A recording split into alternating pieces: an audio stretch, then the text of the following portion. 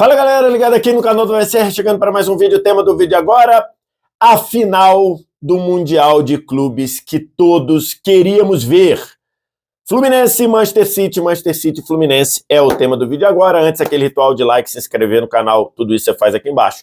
Claro, se você quiser virar membro do canal do VSR, só clicar no Seja Membro aqui embaixo ou aqui em cima. E se você trabalha com jornalismo esportivo, quer evoluir, quer ter dicas, quer tirar suas dúvidas sobre a função, eu estou oferecendo uma mentoria individualizada, aulas diretas e exclusivas comigo, para você ter informações só no link que está aqui na descrição. Vamos lá, estou gravando esse vídeo na quinta-feira, véspera da final do Mundial de Clubes de 2023, a final que todos nós queríamos ver. A verdade é essa. Por mais que você tenha envolvimento clubístico com esta matéria, e aí, logicamente, se você torce para um rival do Fluminense, ou se você não gosta do Fluminense, por qualquer motivo, ou então se você é torcedor do Manchester United e talvez queira se importar demais para o City não ganhar o Mundial, talvez você pudesse torcer para ou o Al-Ahly ou o Urawa Reds tirarem um dos dois, ou os dois, né? Que seria praticamente bastante improvável, mas poderia acontecer. Mas se você está aqui pela atratividade do futebol em si e não do clubismo, eu imagino que a final que você queria ver é Fluminense e Manchester City. É a final que eu queria ver também. Por uma questão histórica do confronto, do embate entre o campeão da Libertadores e o campeão da Champions, que ultimamente, em muitos momentos, não tem acontecido. Vale lembrar, das últimas 10 finais do Mundial de Clubes, 5 não tiveram o sul-americano lá, e principalmente pela questão para nós brasileiros, né, desse confronto, dessa exposição de ideias entre Guardiola e Fernando Diniz. E quando a gente fala assim, logicamente que o Fernando Diniz não está no nível do Guardiola, né? No sentido de representatividade feita, de trabalho feito no futebol. Está falando do que, para muitos, é o maior técnico da história do futebol. Recentemente eu participei de um de 0 a 10 lá no site da TNT, no YouTube da TNT, aqui, né? Em que o Guardiola ganhou o programa de maiores técnicos da história. Então, o Diniz ainda tem muitas coisas a conquistar. Mas é interessante pelo fato da gente ter 2 treinadores com trabalhos muito autorais. O trabalho do Guardiola, que ele já está há tanto tempo aí, e tanto tempo sendo muito bem sucedido, que a gente acha que não é autoral, mas é autoral, porque basicamente foi ele quem desenvolveu, eu vou dizer que criou, porque tem muita gente que corretamente fala da base do trabalho do Aragonês e tudo, né, bebeu da fonte do Cruyff lá atrás, mas claramente esse modelo ele triunfou na mão do Guardiola. E o Fernando Diniz faz um trabalho muito autoral aqui também, e em muitos pontos tem quase que uma oposição ao trabalho do Guardiola. Esse é um ponto importante. A super identificação, a super união dos dois estilos para, basicamente, em querer ter a bola a todo custo, ou querer ter a bola sempre que possível. E aí, meio que para por aí. Então, isso é um ponto muito importante. Dito isto, o City é favorito para o jogo, o City é favorito para ser campeão, por todas essas questões que a gente está falando, de ser um time que tem um trabalho muito mais sólido, tem muito mais dinheiro, tem muito mais peças, tem um modelo de jogo assimilado aí a 6, 7 temporadas. Então, é um time mais poderoso, é um time mais desafiado. Os desafios do City ao longo da temporada são maiores que os desafios do Fluminense, então por isso eu considero que o City é favorito para ganhar o jogo. E considero que o City é um time melhor que o Fluminense. Acho que isso está muito claro, imagino que até o torcedor do Fluminense concorde com o que eu estou falando. O ponto é, na verdade são 2 pontos. Nós estamos falando do jogo mais aleatório possível dentre os esportes coletivos, ou seja, estamos falando da modalidade em que o aleatório mais se faz presente. Eu costumo dizer, em nenhum outro esporte coletivo, um time tão melhor como o Manchester City perde para um time não tão bom como o City perdeu na temporada, ou empatou, ou um time não tão bom como o próprio Fluminense. Então, assim, esse é um ponto que eu costumo dizer, né? Nenhum outro esporte coletivo dá tanto espaço para a zebra quanto o futebol, nenhum deles. Nem vôlei, nem basquete, nem handball muito menos. O hóquei no gelo, alguma coisa, mas mesmo assim, normalmente, ainda mais com séries de 7 jogos, o melhor vence. O futebol americano, como é jogo único ali, às vezes você pode ter, mas num geral, o time mais preparado prevalece. Então, assim, e no futebol isso não acontece. Então, esse é o primeiro ponto. O segundo que eu até toquei agora quando falei do futebol americano, é jogo único. Num jogo único, você pode, pela natureza do futebol, equilibrar e encaixar mais do que normalmente a gente faz. E se a gente pegar o histórico recente, a gente tem exemplos disso. A gente tem exemplos de times que, ao chegarem à final, eles conseguiram igualar ou conseguiram diminuir a distância do europeu. Você pega Real Madrid e Grêmio, né? Acho que o Grêmio mudou um pouquinho suas características, mas ele competiu, perdeu num 1-0, num gol que a barreira abriu, no gol de falta que a barreira abriu. O Grêmio reclama de pênalti, né? No Ramiro lá, enfim. Equilibrado. Flamengo e Liverpool. O Flamengo pegou o Liverpool no ápice dele. Pegou um Liverpool que se desenhava histórico dentro da Premier League, numa sequência inacreditável de vitória. O jogo foi para prorrogação. O Flamengo sofreu um pouquinho, sofreu em muitos momentos do jogo, mas o jogo foi para prorrogação, foi 1-0. Na última bola do jogo, a bola caiu no bico da pequena área de um jogador do Flamengo para finalizar, fuzilar o Alisson e empatar o jogo. Palmeiras 2, Chelsea 2, Palmeiras 1, eu costumo dizer, falei isso no de placa de quarta-feira. O Palmeiras, depois que ele empata o jogo, o Palmeiras, se ele é um pouquinho mais ousado, o Chelsea estava desbaratinado em campo. O Palmeiras poderia ter incomodado ali. Mas acho que ali tem alguns pontos. Eu não estou criticando o Abel, não. Acho que se eu estivesse no lugar dele, faria a mesma coisa. Só estou dizendo que você teve um momento ali de instabilidade do Chelsea.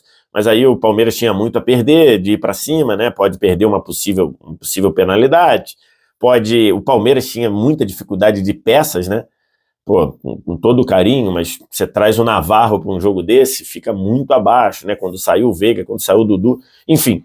Mas então eu acho que o futebol tem essa capacidade, e o jogo único tem essa capacidade de aproximarem as coisas. Aí você vai dizer, mas e o Santos de 2011 que tomou 4-0 do Barcelona? Tudo bem. E nem precisa chegar ao 4-0 do Barcelona. Tem brasileiro e tem sul-americano que cai na semifinal para times das outras confederações. Então, é isso. Eu não estou dizendo que o sul-americano é melhor que o europeu, lógico que não. Estou dizendo que no futebol, no jogo único, as coisas podem se aproximarem. E nesse cenário, então, acho que o Manchester City continua sendo favorito, o Manchester City continua sendo melhor, mas acho que num jogo único, para um Fluminense que está com a confiança lá no alto, esse é um ponto importante, a gente não pode desprezar aspectos emocionais, aspectos anímicos que fazem parte da construção de um jogo, de qualquer esporte, ainda mais no futebol. Tem um Fluminense que me passa muito a sensação no discurso do Diniz, no discurso do Felipe Melo, no discurso do André, a sensação de um pé no chão muito grande, não vai flertar ali com um pouquinho talvez de soberba, como talvez o Santos tenha flertado em 2011, naquele 4-0 do Barcelona, sem contar que o próprio Guardiola diz que o 4-0 sobre o Santos foi a melhor atuação de um time que é histórico, que é o Barcelona de 2011. Então, ainda tem esse componente. E ainda tem um ponto que abre uma janelinha ali, que é o City não terá em campo seus 2 melhores jogadores. Os jogadores mais destacados do City, que são De Bruyne e Haaland, não vão jogar. Isso abre uma janela ali para você, a tua confiança que já está alta, subir um pouco mais. Isso tira um pouco de letalidade do Manchester City. Não que o City vá se ferrar, que o City vá se atrapalhar por isso. O City pode continuar sendo sólido, pode continuar sendo dominante do ponto de controlar o jogo, mesmo sem Haaland e De Bruyne. Mas abre uma janela ali. Então, assim, se você falar, você considera impossível que o Fluminense seja campeão? Meu amigo, eu não considero a palavra impossível, ela não existe no futebol, ok? Ela não existe no futebol. Eu costumo dizer, falei isso recentemente num podcast, se eu não me engano, no podcast lá do Futeboteco, eu raramente, ou eu evito ao máximo, usar as palavras sempre e nunca no futebol. Porque o futebol dá na nossa cara quando a gente faz. Então você fala, você acha impossível o Fluminense ser campeão? Não acho impossível. Você acha difícil o Fluminense ser campeão? Acho difícil. Mas não acho impossível. Isso é futebol. E pensando nisso, eu separei 4 chaves, 4 pontos que o Fluminense precisa prestar muita atenção e que o Fluminense precisa executar para tornar a chance de ser campeão do mundo mais possível. A primeira, não desperdiçar posse de bola. E o que eu quero dizer não desperdiçar posse de bola? Eu joguei basquete até o infanto. E uma das coisas que um dos meus treinadores falava era assim, gente, se a bola está com você, eu quero que vocês procurem a cesta. Vocês podem valorizar a posse, mas eu quero que vocês terminem arremessando a cesta. Eu não quero que vocês percam a bola de bobeira num passe errado. Por quê? Porque tomar um contra-ataque num jogo de basquete, ele te pune muito. Ele te pune na pontuação e te pune no emocional. Porque você tá lá martelando, toma um contra-ataque, uma cesta fácil para o adversário. Então ele sempre falava, viu a chance que vai perder a bola? Força o arremesso. Porque ao forçar o arremesso, pelo menos você atrasa o time. É um pouco essa noção. O Fluminense precisa valorizar a posse. E o Fluminense precisa concretizar essa posse, finalizando ao gol. Ainda que você finalize ao gol, sem chance de fazer o gol. Mas ao menor risco de finalizar, de ter a bola perdida, seja você errando o passe, seja você caindo na armadilha de pressão do City, o Fluminense tem que finalizar essa bola ou tem que eventualmente jogar a bola para fora. Porque se o Fluminense se colocar em uma situação de cair na pressão do City, na diminuição de espaço, para o City acelerar, para o City contra-atacar, como o Fluminense se colocou na semifinal contra o Al-Ahly, se você pega o vídeo que eu falo aqui do Fluminense, vai lá no vídeo do Al-Ahly. As chances que o Al-Ahly criou contra o Fluminense são obscenamente inaceitáveis para o jogo que o Fluminense quer fazer contra o City. Porque se ele der ao City as chances de bola perdida que deu ao Al-Ahly, o City vai punir, o City vai capitalizar. Então esse é o primeiro ponto. Fluminense. Por quê? Porque o City, embora a gente tenha a noção correta de que o City é um time muito letal e que controla e que valoriza muito a posse, o City é ótimo contra-atacando. Se você der a chance do City contra-atacar, você vai pagar o preço. Esse é o primeiro ponto. A segunda chave para o Fluminense é fazer pressão no Rodri. Fazer pressão no Rodri. Eu participo de um grupo de analistas de tática, que a gente conversa sobre tática, e o Caio Gondo, que é um brilhante analista tático, trabalha no Vila Nova, ele colocou no nosso grupo essa foto aqui, que é uma foto do Rodri trabalhando com total espaço nas costas dos atacantes do Urawa Reds. Essa foto que está aí na tela. E aí é o seguinte, o que aconteceu? O Rodri, ficando nessa posição, ele matou toda a pressão que o time japonês poderia tentar. e que o Fluminense tenta às vezes. A pressão alta não é uma característica 100% marcante do Fluminense, mas o Fluminense faz em alguns momentos. Então, assim, quando o Fluminense subir a marcação, se é que o Fluminense vai subir a marcação, ele tem que fazer pressão no Rodri. Tem que descolar alguém, não sei se o Ganso é a melhor pessoa, não sei se subir o Martinelli no Rodri, mas o Rodri não pode ter esse espaço que está aí na foto, porque se ele tiver, ele vai matar tanto a pressão inicial, a pressão alta do Fluminense, como vai matar a segunda linha do Fluminense. Então esse é o segundo ponto-chave para o Fluminense. O terceiro ponto-chave para o Fluminense, Keno e Arias precisam se desdobrar para acompanhar a corrida para trás, né? Precisam fazer a corrida para trás como nunca fizeram na vida. Foi mais ou menos esse trabalho que os pontas do Aston Villa fizeram na vitória sobre o Manchester City 2-3 semanas atrás, que é uma vitória muito emblemática. Não pelo Manchester City ter sido derrotado, que alguns times já ganharam do City na temporada, e vira e mexe o City pode perder um jogo normal, porque isso é futebol, é impossível um time invencível no futebol. Mas os dois jogadores de lado ajudaram muito e deram ao Aston Villa um rótulo incrível. Eles mantiveram o City com apenas 2 finalizações no gol no jogo inteiro. Isso não é o normal. Você pega as finalizações do City, são 12, 14, 16, 20. Isso não é o normal. Então, assim, e isso partia da recomposição dos pontas e da saída muito rápida. E aí, por exemplo, o Arias para escapar pela direita, o Keno para escapar pela esquerda. O lado esquerdo do City tem sido um lado muito explorado com essa adaptação do Gvardiol como ala. Não sei se o Gvardiol vai jogar como o ala pela esquerda, ou como ala não, como lateral esquerdo, ou se vai jogar apenas como zagueiro pelo lado esquerdo. Mas aquele lado tem dado problemas para o Manchester City. E a última, logicamente, a quarta chave para o Fluminense, poder brigar, sonhar e acreditar que pode ganhar do City logicamente, ser efetivo na frente. Se você pegar os times que ganharam o Mundial de Clubes neste século, e aí são os times ou que ganharam o Mundial de Clubes nesse formato, os clubes sul-americanos que ganharam o Mundial de Clubes nesse formato, o Inter, o São Paulo e o Corinthians, eles foram efetivos na frente.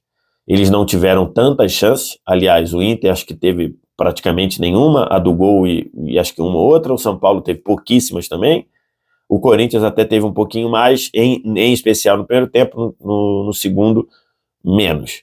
Mas eles foram efetivos na chance que eles tiveram. E o Fluminense precisa ser efetivo na chance que ele tiver. Acho que são essas 4 chaves para o Fluminense poder brigar, poder sonhar em ser campeão do mundo.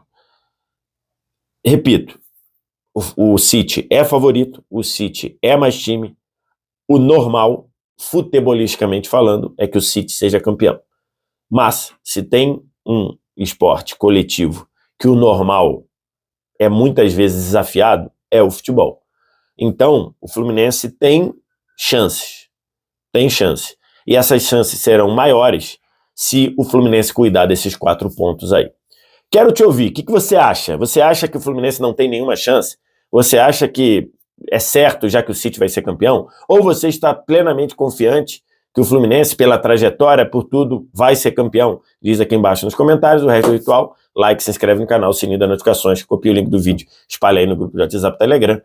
Se você quiser fazer mentoria individualizada comigo, vem aqui embaixo na descrição. Ali tem um link para você pegar informações com a nossa equipe aqui do canal do VSR, como fazer esse trabalho de mentoria aqui comigo. Beleza?